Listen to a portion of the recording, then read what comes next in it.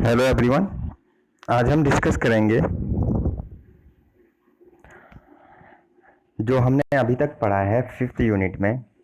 Engine cycles, Carnot cycle, diesel cycle, Otto cycle, dual cycle, इनकी हमने derivation और efficiency prove की थी। उसमें हमने न्यूमेरिकल्स कुछ प्रॉब्लम करी थी जब हमने लेक्चर किए थे। अभी कुछ जो इम्पोर्टेंट न्यूमेरिक प्रॉब्लम है इनसे रिलेटेड मैंने आपको सॉल्व करने को दी थी। आई होप आप लोगों ने सॉल्व किया होगा। अगर नहीं किया तो मैं उस पर एक वीडियो बना रहा हूँ जो भी प्रॉब्लम्स मैंने आपको दी थी। एक प्रॉब्लम और है उसमें ड्वेल साइकिल की, वो भी मैंने यहाँ पे इस वीडियो में डाली है। तो आप इस वीडियो के माध्यम से जो भी आपके डाउट्स हैं वो क्लियर कर सकते हैं कि कहाँ पे आपको न्यूमेरिक प्रॉब्लम सॉल्व करने में दिक्कत आ रही थी। तो आगे बढ़ते हैं। तो देखिए, मैंने आपको जो क्वेश्चन दिया था, फर्स्ट क्वेश्चन था, an ideal engine is imagine to be working on Carnot cycle. The working fluid receives heat at a temperature of 590 Kelvin and reject at a temperature of 295 Kelvin. Find theoretical efficiency of Carnot cycle. If engine working on this cycle absorbs 35 kilojoule per second from the hot body, calculate the net work done per second. बहुत easy question है। आपका एक Carnot engine है, वो work कर रहा है। दो टेम्परेचर रेंज है, 590 केल्विन और 295 केल्विन। मतलब सिंक का जो टेम्परेचर, सोर्स का जो टेम्परेचर है वो 590 केल्विन है और सिंक का टेम्परेचर है 295 केल्विन। ठीक है।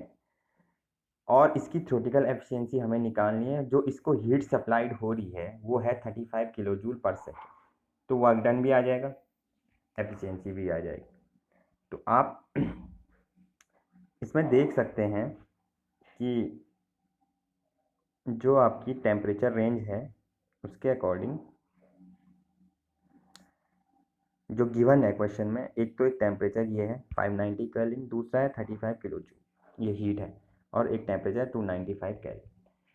तो सोर्स का टेम्परेचर हमेशा ज़्यादा होगा और सिंक का कम होगा। सोर्स से ही टेम्परेचर, ये बताया था, ये सोर्स होता है और ये सिंक होता है। तो सोर्स से सिंक में हीट सप्लाइड होती है। ठीक है। यहाँ का टेम्परेचर अगर हमने T1 ले लिया और यहाँ का T2 या T3 ले लिया, according to this question T2 या T3 दोनों इक्वल हैं। अगर साइकिल में देखोगे आप, क्योंकि इसमें जो ये आपका पीवी डायग्राम है इसमें आप देख सकते हो ये आइसेंट्रोपिक आइसोथर्मल एक्सपेंशन है, ये आइसेंट्रोपिक एक्सपेंशन है, ये आइसोथर्मल कंप्रेशन है, ये आइसेंट्रोपिक कंप्रेशन है। इसमें चार प्रोसेस हो रही हैं। दो आइसोथर्मल प्रोसेस हैं और दो आइसेंट्रोपिक या एडियाबैटिक है। तो यहाँ से हीट सप्लाइड होती है, यहाँ से हीट रिजेक्ट होती है, क्यू रिजेक्शन और क्यू सप्लाइड। ठीक है। तो ये जो था कार्नोट साइकिल हम डिस्कस कर चुके हैं। कार्नोट साइकिल की एफिशिएंसी मैक्सिमम होती है और एक इमेजिनरी साइकिल है, इसी पे अदर साइकिल वर्क करती है। इसी को कंपेयर करके हम अदर साइकिल का वर्क डन निकालते हैं। तो यहाँ पे ये आइसेंट, इसका टीएस डायग्राम भी मैंने आपको समझाया था। ठीक है। क्योंकि 1 to 2 जो प्रोसेस है आइसोथर्मल प्रोसेस है तो टेम्परेचर कांस्टेंट रहेगा। 2 to 3 जो प्रोसेस है आइसेंट्रोपिक मतलब एंट्रोपी कांस्टेंट रहेगी। तो ये 3 to 4 जो प्रोसेस है अगेन आइसोथर्मल, तो टेम्परेचर कांस्टेंट। 4 to 1 जो प्रोसेस है आइसेंट्रोपी, अगेन एंट्रोपी कांस्टेंट। तो T1 T2 इक्वल है और T3 T4 इक्वल है according to the TS diagram. ठीक है। कोई दिक्कत नहीं आनी चाहिए आपको इसमें। तो अब बढ़ते हैं। इसकी एफिशिएंसी का फॉर्मूला मैंने आपको बताया था। इंजन एफिशिएंसी क्या होती है, ये होती है 1 - T3/T1, या ये भी बोल सकते हैं T4/T2 भी बोल सकते हैं, कुछ भी बोल सकते हैं। नीचे की टेम्परेचर रेंज क्या है और ऊपर की टेम्परेचर रेंज क्या है, इन दोनों का डिफरेंस। T1 आपका बड़ा टेम्परेचर है और T2 आपका, तो जो लोअर टेम्परेचर रेंज है divide by upper temperature range और 1 माइनस कर देंगे, 1 - T3/T1 लिख सकते हैं। ये हमने प्रूव करा था। ठीक है। तो दोनों टेम्परेचर केल्विन में रख देंगे तो पॉइंट में 0.5 एफिशिएंसी निकल के आ गई, परसेंटेज में 50% आपकी एफिशिएंसी निकल के आई। बहुत ईजी है, कोई दिक्कत नहीं, एफिशिएंसी आ गई इसकी। चलो आगे बढ़ते हैं। दूसरा इसमें पूछा गया था कि हमें वर्क डन भी निकालना है पर सेकेंड। तो वर्क डन पर सेकेंड कैसे निकालेंगे, उसके लिए आपको पहले तो देखना हीट एब्जॉर्ब पर second from the hot body, means heat supply कितनी हो रही है सोर्स से। तो वो दे रखी है 35 किलो जूल पर सेकेंड, ये देखो। इसी को हम किलो जूल पर सेकेंड को क्या बोलते हैं, किलो वॉट भी बोलते हैं।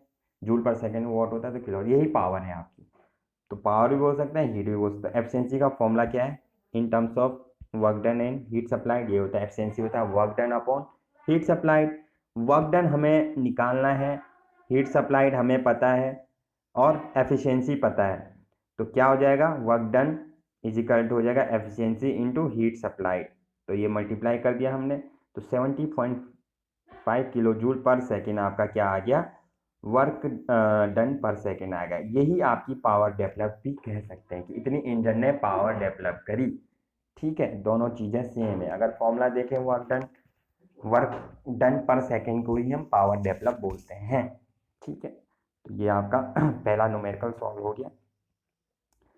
आगे बढ़ते हैं, नेक्स्ट न्यूमेरिकल था इसमें ये वाला कि एक स्क्रीन पे देखिए आप, in Carnot cycle the temperature of the source and the sink. Source और सिंक का आपको टेम्परेचर दे रखा है यहाँ पे 700 degree centigrade and 50 degree centigrade. ठीक है, the heat supplied is this 84 kilo joule per second. Find the power develop by the engine. Power develop का मतलब क्या है, वर्क डन पर सेकेंड निकालना है, वही आपकी पावर है। तो क्या करेंगे, T1 T2 की T1 और T3 की वैल्यू दे रखी है। T1 बड़ा टेम्परेचर है, T3 छोटा टेम्परेचर है। T1 700 डिग्री सेंटीग्रेड है, इसको कैलविन में चेंज कर दो, 273 ऐड करके 973। ऐसी T3 50 डिग्री सेंटीग्रेड है, 50 ऐड करके 273, 323 Kelvin. Again efficiency 1 minus T3 upon T1, T3 upon T1 से क्या आ गया ये 1 माइनस 323 अपॉन 973 को डिवाइड करेगा तो 1.66 आपकी एफिशिएंसी। तो परसेंटेज में 66.8 भी बोल सकते हैं, अगर पूरी तीन वैल्यू पॉइंट के प्लेस तक हम कैलकुलेट करें तो 66.8% आपकी क्या आएगी, एफिशिएंसी आएगी। अगर आपको पावर निकालनी है इंजन की, तो मैंने बोला था पावर मतलब work done per second. Work done per second कैसे निकलेगा, एफिशिएंसी को हम हीट सप्लाइड से मल्टीप्लाई कर देंगे, जो ऊपर लास्ट क्वेश्चन में किया था। तो work done per second means efficiency into heat supplied, वही फॉर्मूला लगाया, efficiency is equal to work done upon heat supplied. बस यहाँ से वर्क डन पर सेकेंड निकल गया, वही आपकी क्या है, पावर है। ठीक है, 56.112 किलो जूल पर सेकेंड, या इसको 56.112 किलोवाट हम बोल सकते हैं। तो आपके दोनों क्वेश्चन के दोनों आंसर आ गए जो मैंने आपको सॉल्व करने को दिए थे। चलो आगे बढ़ते हैं इसमें।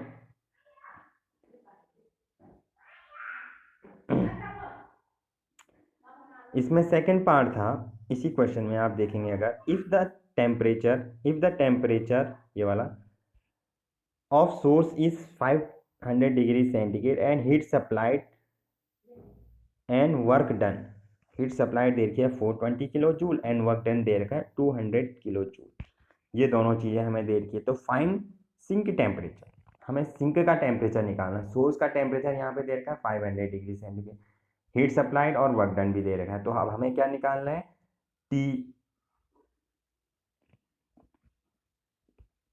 सिंक का टेम्परेचर निकालना। सिंक का टेम्परेचर क्या होता है आपका, lower temperature. Lower temperature means आपका T3 निकालना है हमें। ठीक है, तो T3 निकालने के लिए हमें 500 दे रखा है हमें इन डिग्री सेंटीग्रेड, उसको कैल्विन में चेंज कर दो, ये हो गया। ठीक है, डिग्री सेंटीग्रेड में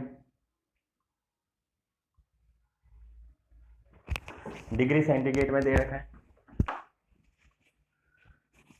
डिग्री सेंटीग्रेड में दे रखा है। तो इसको हमने कैल्विन में चेंज कर गया तो 773 कैल्विन आ गया ये। इसके बाद हीट सप्लाई 420 किलो जूल है, ये भी गिवन है। वर्क डन 200 किलो जूल है। तो फॉर्मूला क्या होता है हीट एफिशिएंसी का, वर्क डन और हीट सप्लाई के टर्म में ये होता है, work done upon heat supply.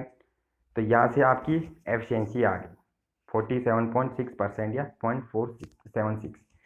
अब निकालो इसमें एफिशिएंसी का दूसरा फॉर्मूला जो होता है in term of temperature 1-T3/T1, ये वाला, ये भी एफिशिएंसी है, ये एफिशिएंसी का फॉर्मूला है। यहाँ पे एफिशिएंसी की वैल्यू रख दो और टेम्परेचर रेंज पुट कर दो जो आपको गिवन है T1 773। अब यहाँ से आपकी T3 की वैल्यू इजीली निकल आएगी। T3 आ जाएगा 0.52 को 773 से मल्टीप्लाई करो तो आपका 404.9 calorie.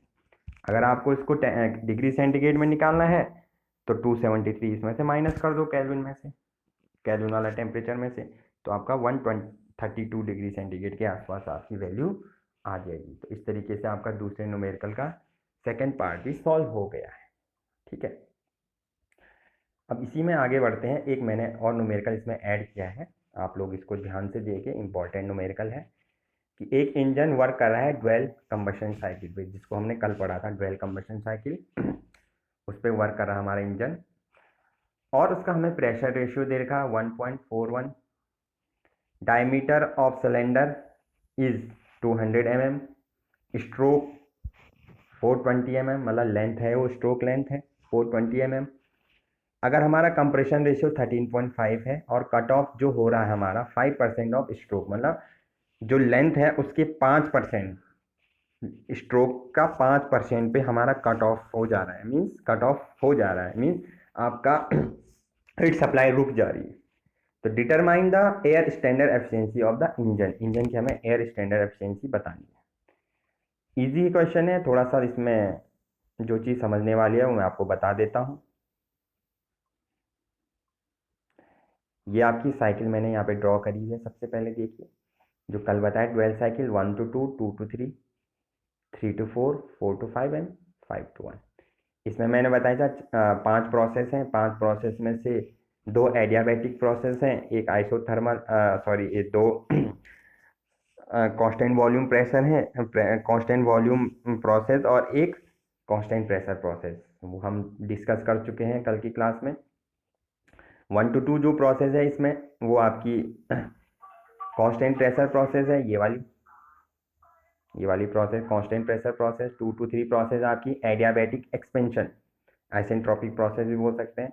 3 to 4 process constant volume process, heat rejection हो रहा है यहाँ पे। 4 to 5 प्रोसेस आपकी है आइसेंट्रोपिक कंप्रेशन है, ठीक है, no heat supplied. 5 to 1 again constant volume process है, यहाँ पे भी हीट एडिशन होगा, हीट सप्लाइड होगी। तो 5 to 1 एंड 1 to 2 में हीट सप्लाइड हो रही है। ठीक है, तो ये हमने कल भी देख ली थी। आप एक और चीज़ देख लीजिए, 1 और 5 का जो वॉल्यूम है वो कांस्टेंट होगा, क्योंकि कांस्टेंट वॉल्यूम प्रोसेस है, और 3 और 4 पे भी कांस्टेंट वॉल्यूम प्रोसेस है। तो V3 इजिकल टू V4 और V1 इजिकल टू V5, ये हम बता चुके हैं। कंप्रेशन रेशियो हो जाएगा यहाँ पे V4/V5, या V3/V1 भी बोल सकते हैं, या V3/V5 भी बोल सकते हैं, क्योंकि वॉल्यूम इक्वल है इन 2 पॉइंट का। तो हमें यहाँ पे प्रेशर रेशियो भी दे रखा है क्वेश्चन में, P1/P5 मीन्स अल्फा की वैल्यू 1.45, ये आप देख सकते हैं न्यूमेरिकल में। तो आगे बढ़ते हैं, इसमें ये वैल्यू दे रखी है r compression ratio, V1 compression ratio क्या हो जाएगा V4/V5, ये देखिए V4 V3 के इक्वल है और V5 V1 के इक्वल है, ये देखिए इन दोनों पॉइंट से। तो ये भी आप यहाँ से इजीली फाइंड कर सकते हैं। 13.5 गिवन है। कट ऑफ दे रखा है हमें 5% ऑफ द स्ट्रोक, तो इसको करने के 2 तरीके हैं भाई। कट ऑफ मतलब रो की वैल्यू निकालने के 2 तरीके हैं। मैं ये दूसरा मेथड बता रहा हूँ, एक डायरेक्ट फॉर्मूले वाला है, वो भी आप सीख सकते हो। तो देखिए स्ट्रोक क्या होगा, 5% ऑफ द कट ऑफ जो है अकर 5% ऑफ द स्ट्रोक। तो कट ऑफ कहाँ पे होगा, जहाँ पे कट ऑफ रेशियो मिल रहा है, कट ऑफ रेशियो V2/V1 होता है।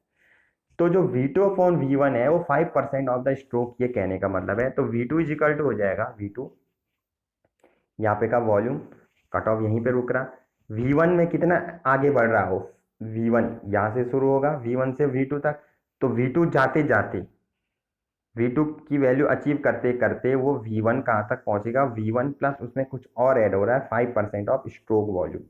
तो स्ट्रोक वॉल्यूम या तो डायरेक्ट निकाल दो π/4 d² इंटू L से, अगर आप डायमीटर और स्ट्रोक लेंथ का यूज़ करेंगे, दोनों को मिलीमीटर से मीटर में कन्वर्ट कर दो, π/4 d² इंटू L कर दो, तो वहाँ से डायरेक्ट आपको ये वैल्यू मिल जाएगी, ये अंदर वाली टर्म की जो वैल्यू है स्ट्रोक वॉल्यूम की। तो मैं यहाँ पे, आप उससे भी कर सकते हो, आप, मैं यहाँ पे दूसरे मेथड से कर रहा हूँ। वो मेथड क्या है आप देख लीजिए, इजी मेथड है दोनों।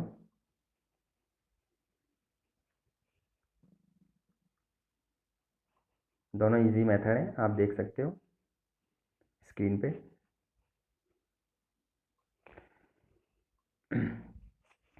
V2 is equal to V1 plus 5% of stroke volume, ठीक है।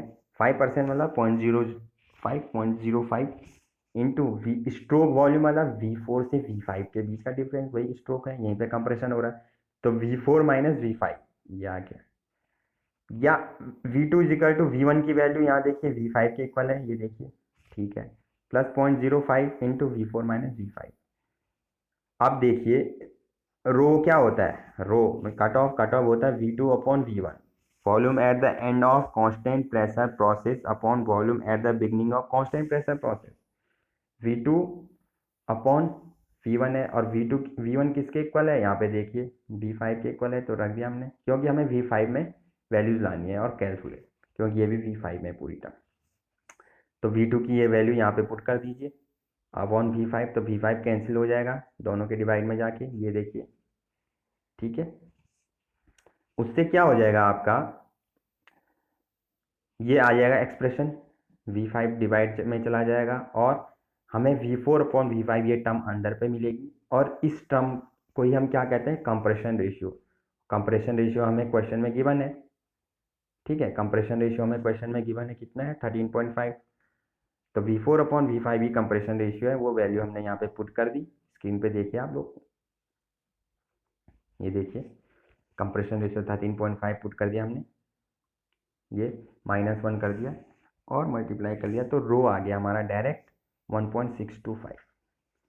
अब हमें पता है ड्यूल साइकिल की एफिशिएंसी का फॉर्मूला क्या होता है, ये होता है 1 - 1 upon r to the power gamma -1, rho की पावर गामा -1, अल्फा रो की power gamma -1 upon rho alpha -1 plus gamma rho, gamma alpha rho -1। ये जो आपका स्क्रीन पे दिख रहा है आपका ये फॉर्मूला है पूरा,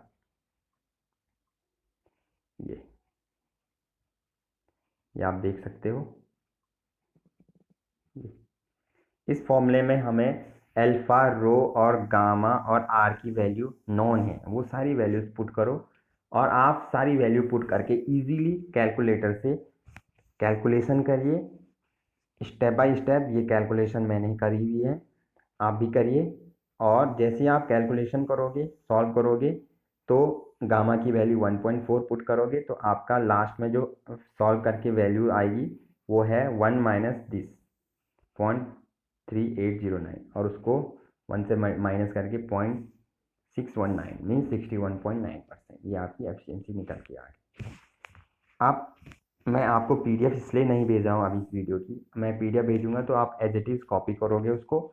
आप ये पूरी वीडियो समझिए और पेन कॉपी रखिए साथ में, ये न्यूमेरिकल भी सॉल्व करिए जैसे जैसे मैंने आपको बताया। अगर जिसने सॉल्व कर दिया वो कंपेयर करिए कि कहीं पे कोई मिस्टेक तो नहीं है, ये आंसर बिल्कुल सही है, मैंने एक्सरसाइज की आंसर शीट में देखे हैं, ये सारे आंसर बिल्कुल राइट हैं। तो आप ऐसे ही अपने क्वेश्चन को सॉल्व करिए, और कोई डाउट होता है तो मुझे बताइए। Thank you very much.